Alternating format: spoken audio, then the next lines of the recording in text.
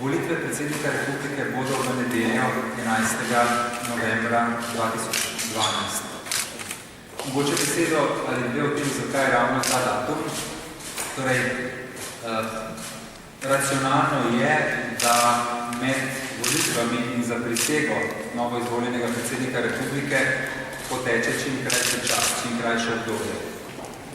In glede na to, da je datum, ko zapriseže novo izvoljeni predsednik republike, določen fiksno, to je 22. december, sem izbral datum, ki omogoča čim krajše obdobje med volitvami in zaprisego novo izvoljenega predsednika republike. Teoretično bi bil možen še datum 18. november, ki bi pa potem otežil izvedbo morebitnega drugega kroga volitev po 3 tednih. Torej, v tem primeru bi moral biti drugi krog predsedniških volitev, če bi do njega prišel po 2 tednih, kar pa je nekoliko problematično za izvedbo vseh volilnih upravil, tako me je seznanila Državna volilna komisija. Torej, prvi krog volitev bo 11. novembra.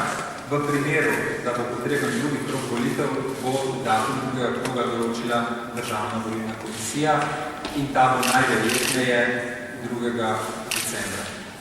Pričakujem korektno, kvalitetno kampanjo, ki bo temeljila na pozitivnih sporočilih in ki se bo zdržala kakršnekoli negativne kampanje. Predsednik republike mora delovati povezovano, združevano kot predsednik vseh Slovenk in Slovencev, kot predsednik vseh državljanov in državljanov Slovenije.